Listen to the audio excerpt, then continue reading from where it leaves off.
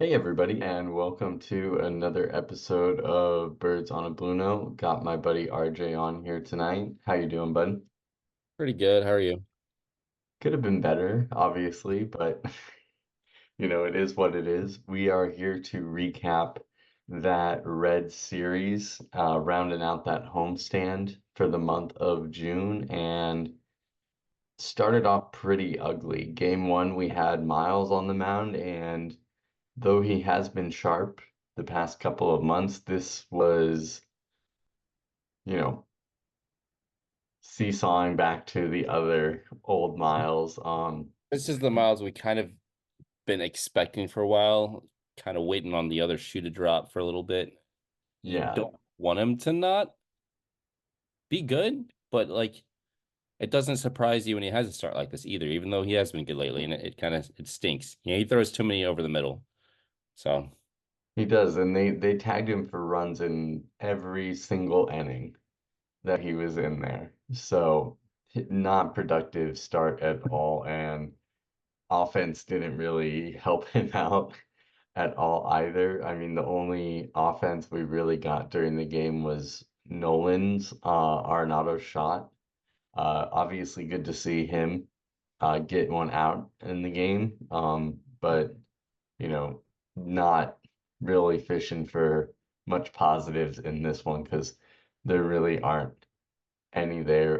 Thankfully, the bullpen was able to take over and limit the damage from there with just King giving up one run over two innings, but you hate to go to the bullpen for a game like that. You'd much rather than be eating up those innings because we're up 11 and not down, especially game 9. one in a four-game series too, right? I mean, like you said, Miles only went four and a third, 10 runs, nine of which were earned.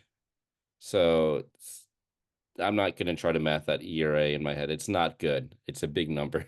So, Yeah. yeah, like I don't know. I don't understand Ollie sometimes with the way he manages the bullpen. This isn't meant to be an Ollie rant, but it's going to be. So sorry.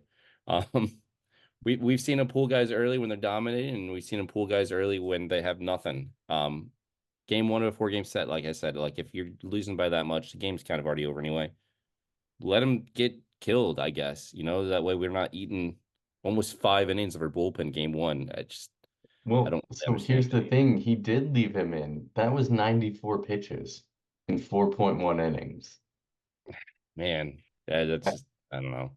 That's completely on Miles. Like, you can't leave him in much longer than that. Yeah, Because, I I guess that's mean, true, but like I don't know, it's not even 100. At least try to get the fifth, right? Should get through the fifth, maybe. I don't know. I just picking hairs, I guess. the It fifth is when they stinks. tagged him for the rest of his run. So, I mean, you had to get him out there and whatnot. I mean, I think the killer was like it was nice to see Arenado hit that home run, but it was a game early. There was a chance to make it a game earlier, I guess. We were, what was it, down 4-0, and Arenado had the bases loaded with one out and then struck out. It's just like that stinks, but it is already over anyway. I mean, it's what it is. No, yeah, you are right. I mean, he did have that in the bottom of the first. Um, but yeah, I mean, not much you're going to be able to do if your Yeah, if pitcher your starter can't. gives up runs every inning, it's hard to win a baseball game. So it is Yeah. what it is. It's just a rough start. Like I said, it was one of those things where you kind of like expect the other shoe to drop with Miles, and you don't want him to not be good, like I said, but it's just watching him pitch enough, and especially the last couple of years, he doesn't throw particularly hard. I guess he can hit the mid 90s when he wants to sometimes, but he throws so much over the middle and gets away with it. Hmm. Um, didn't this time. So it just hopefully he can figure it out next start and get us back to what he's been doing lately. Oh, absolutely. But game is in the books, 11-4 final. Like we said, not even really close after those initial first couple of innings. So, any final thoughts from game one before we move on? Nope, let's scrap it and move on. All right, perfect. So, moving on to game two, this is that spot start that Palente's been filling in for and been really hot recently and just kept it up in this game. Um, he went 5 innings, 4 hits, no runs, 3 walks, 5 strikeouts. I mean, obviously you'd like to see him, pitch a little more, got 88 pitches total, but overall solid outing from him and real close game. You like felt like any moment we could blow this one and whatnot. But um thankfully the game winning hit, well not a hit, the game winning contact. It's a sacrifice fly and super smart base running there. Like I know the announcers were commentating on it, but Burley hit this nice high fly ball and Ellie cruised back nice and calmly and made a little like nonchalant catch. And Siani just took advantage of it, used his speed. You could tell Ellie wasn't expecting it. It doesn't have guys usually try to run on him. And bravo to Siani, just barely beats it out, but very smart base running by him and whatnot to get that done.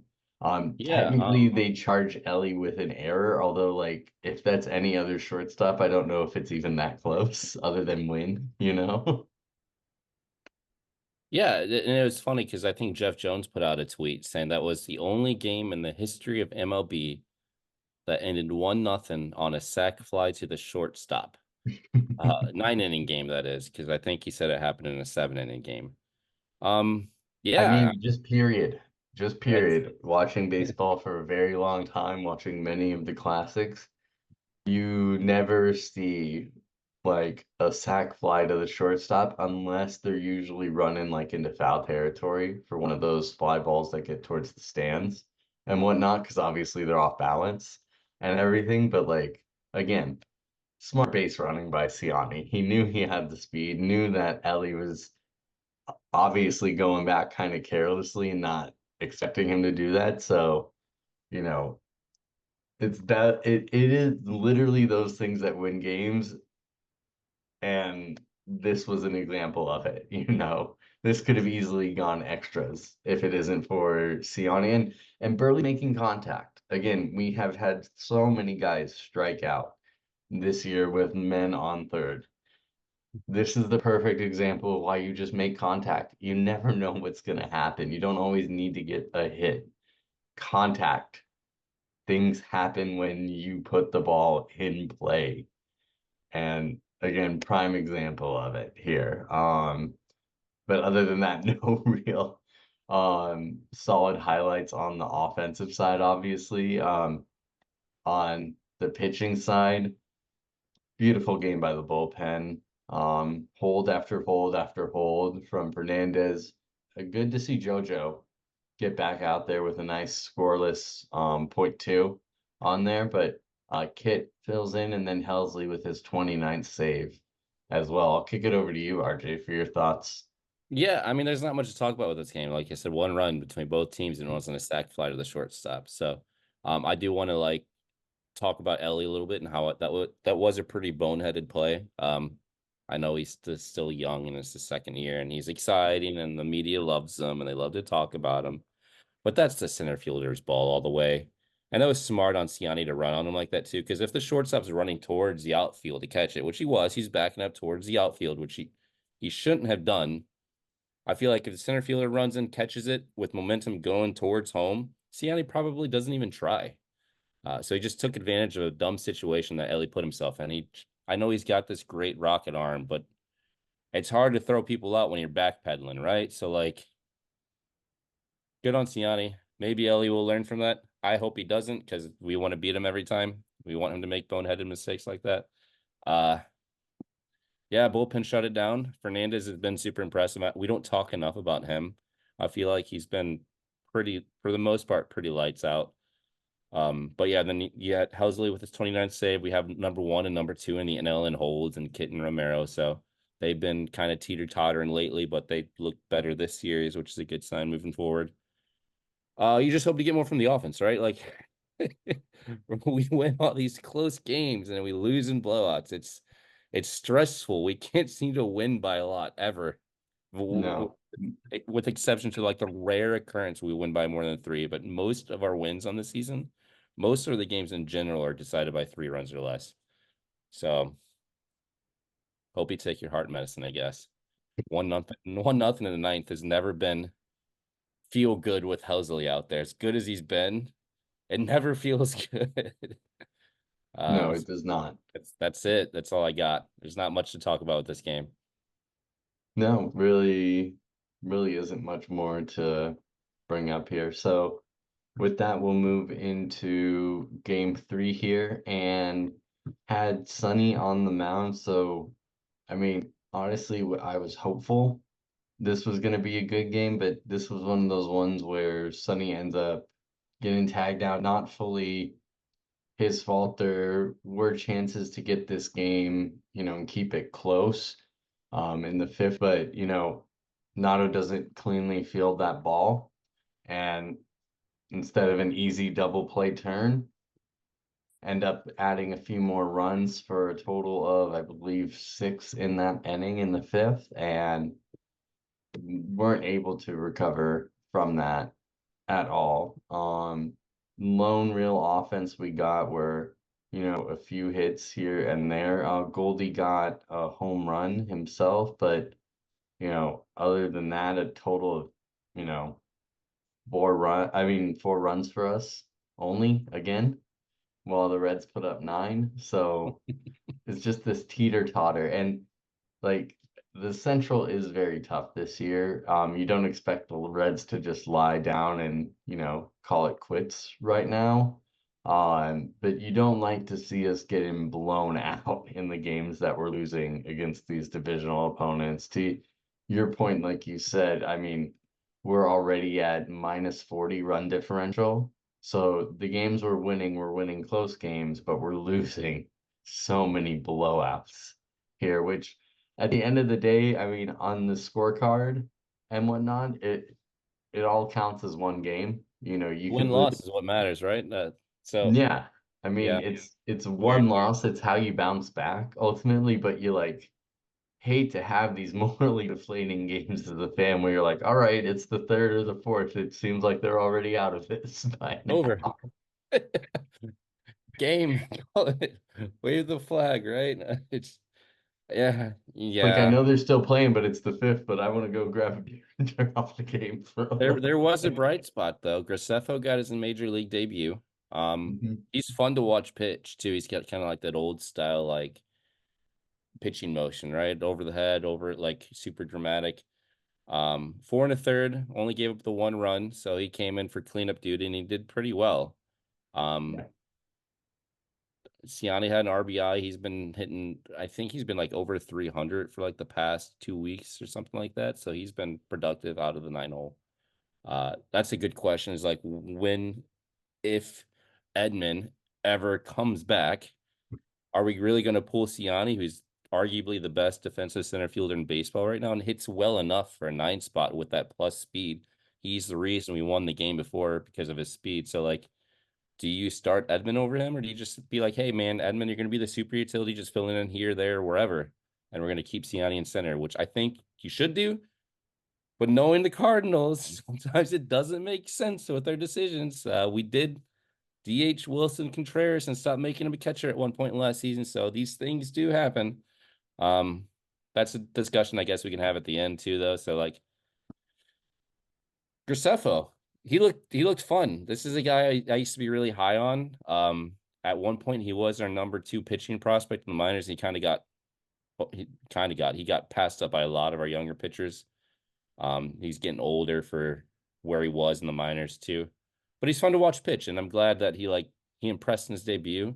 He's definitely someone to keep an eye on. I think like the Cardinals like what they saw from him, and he'll probably get another opportunity here, probably relatively soon, if not when the rosters expand later in the season. Um, but yeah, you hope for better from Gray, right? Like I know it wasn't really totally his fault, but he's supposed to be our ace.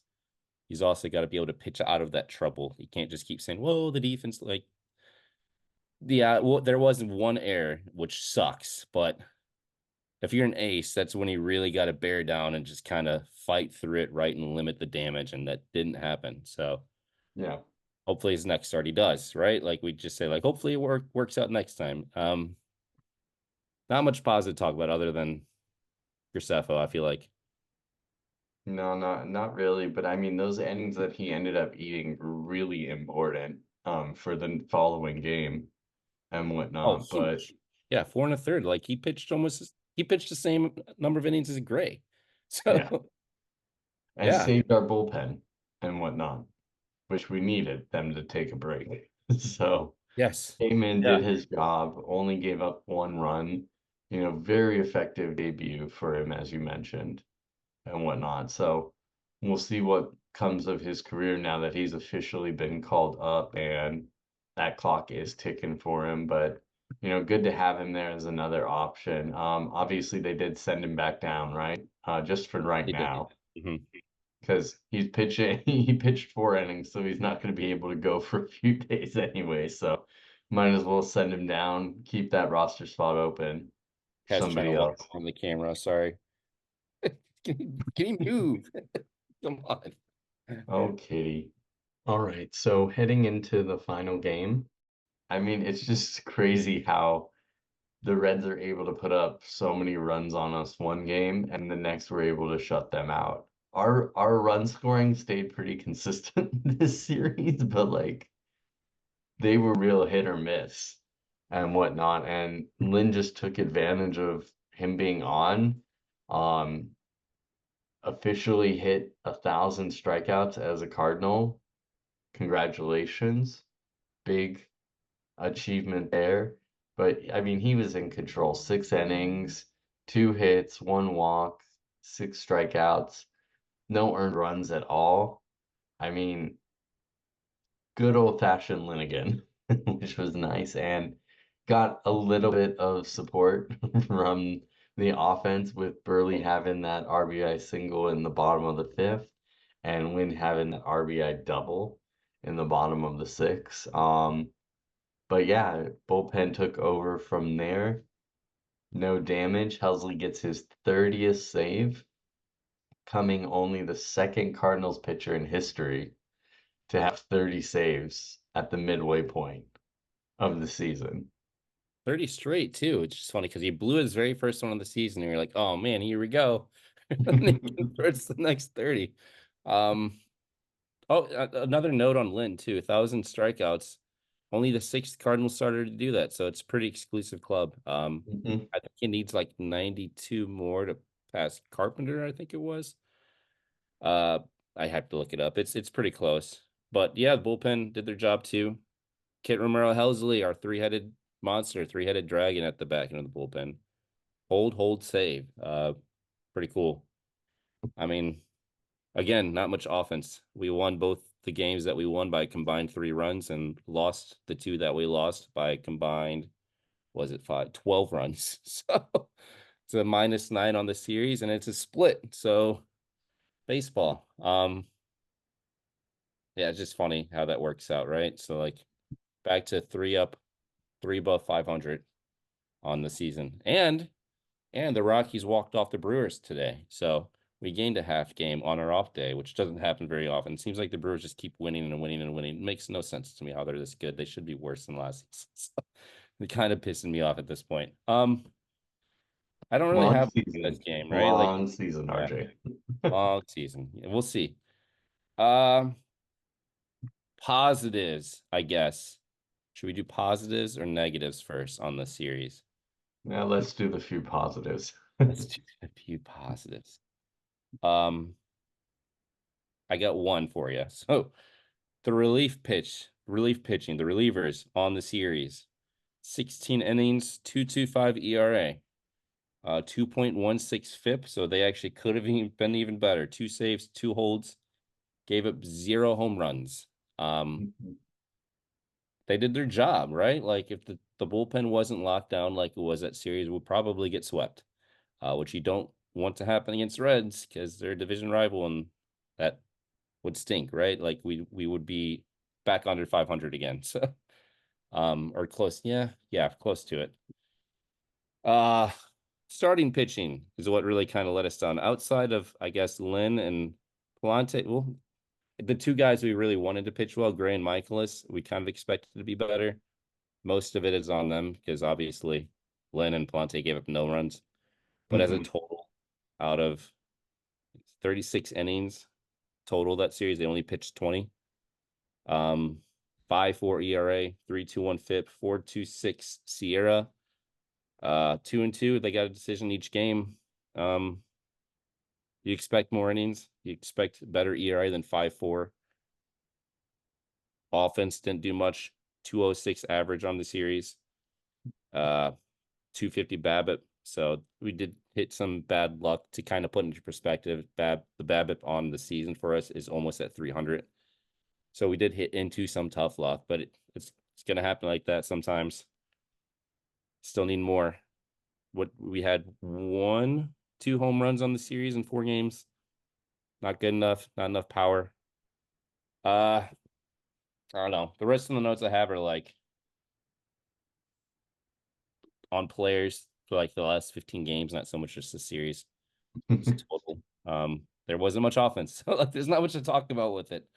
Well, there Alec really Burleson, isn't, yes, we can talk about. Alec I Burleson. mean, when we're doing that shitty, like salvaging the series is actually a big win here because ended up going 2-2 there, so we at least grabbed 2 games and whatnot, and we still maintain that wild card spot and whatnot.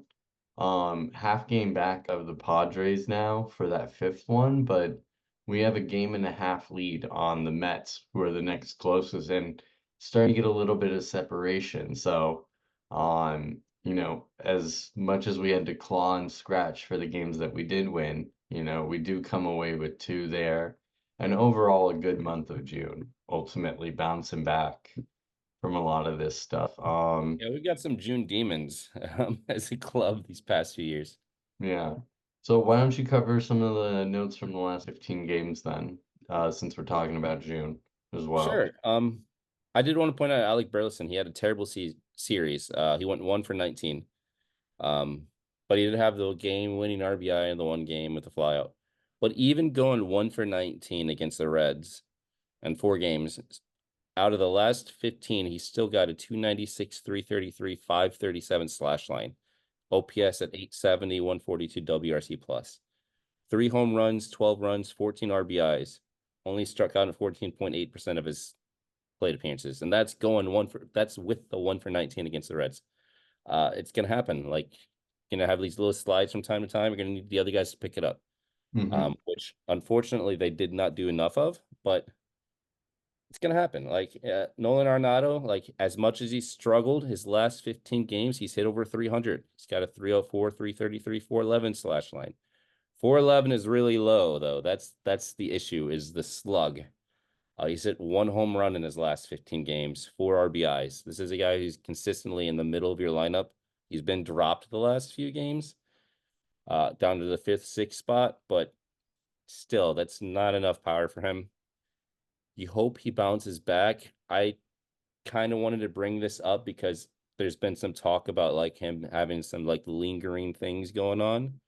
And he said he talked to Ollie and he talked Ollie into letting him play. Is this a guy that needs an IL stint to kind of reset and get his swing back and get his power back? Is that kind of how I'm seeing? He doesn't really, he's not hitting the ball hard. He's not pulling the ball like he normally does. Historically, his whole career, he's always this is the worst power he's ever had. Even as a rookie. I don't know. I mean, it feels like it's almost player over team if you keep doing this, right? So it's a discussion I think that needs to happen because if you're sitting in the middle of the lineup consistently and you're not driving runs in like at all, that's an issue. Yeah, it is, but I mean, he's probably thinking to himself like, um, how he can help the team, and I mean, obviously the games that he hit this series were games that we lost, but I mean, he was contributing on offense in both of those losses. He had one of the home runs there, and then in the other loss, he was, I believe, 2 for 4, I think, so I mean, he was contributing this series and whatnot, but and yeah, even in the I don't final have an game went issue with one the for hitting though, I four. guess. See, like I said, he's hit over 300 in this sample of games, which is better than it was to start the year, but he's not slugging at all is the issue. So like he's getting like lots like he hit the one home run, which is a good sign, but he's getting a lot of like soft hits, right? Like this is a guy that's supposed to be driving the offense and he's not hitting for power at all, like really. So I don't know. I think maybe we may disagree on this. I think maybe he needs a few days off. Maybe just give him one of those like shadow IL and you can like retro it back a few days so he can get like a full like week to heal or whatever, like with his shoulder or this his arm that he was hit on, his hand. It seems like there's been a few things where it's like, yeah, this hasn't been right ever since I was hit here. This hasn't been right since I pulled it here. And it's just like, why don't we just give him a few days? Because he's not doing what he's supposed to do. And it's not just him. Obviously, Gorman has struggled tremendously lately, but Gorman is not a superstar like Nolan Arenado is, who's supposed to be the driving force of this team. So I guess that's a different discussion. But I don't know. I just kind of want to get your thoughts on it as well. Well, I mean, I had been leaning towards him, going on some sort of stint. But I mean, again, like you look at his last 15 games, he's batting 304. Last 7 games, he's batting 280. The 15 games before that, he was batting awful.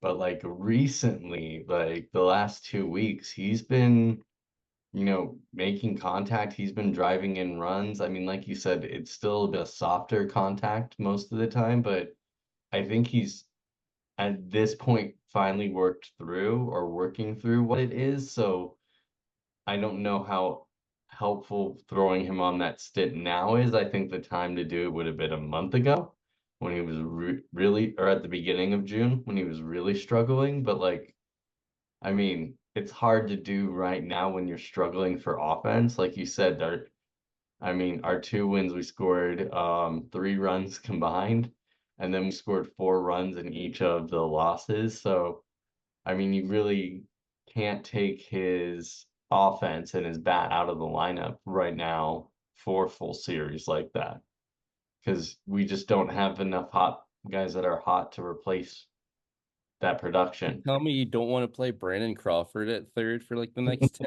games? I do because Um, I want to see you do another dip challenge, but I mean, I understand that argument as well. And like I understand like maybe he's working his way through it, but my issue with it is that even though he's getting better results lately, the data still suggests that he's not hitting the ball hard, he's not pulling the ball, he's not hitting with any sort of authority the whole it's time. So it's fine just though. it's the The same results are what process matter. with different Results are what results. It's but like you can't in just baseball like it's just ask it's Burley it's if he'd sample. rather I know, have the but that is different results because he was or hitting the if ball he'd be hard rather with hitting the ball bad hard. results. He was hitting the ball hard with bad results. That's different than hitting the ball soft with good results. Like that would be like Dylan Carlson had a good 2 week stretch because he's hitting the ball just about as hard as Nolan Arenado is right now. And you would look at like the Statcast data and the batted ball days, like, yeah, but he doesn't hit the ball hard. You can't really expect this to continue. And that's where what I'm seeing in Arenado right now is that like the stats are better lately, but he's still not driving the ball. He's still not pulling the ball. He's still not hitting it hard. And that's what concerns me.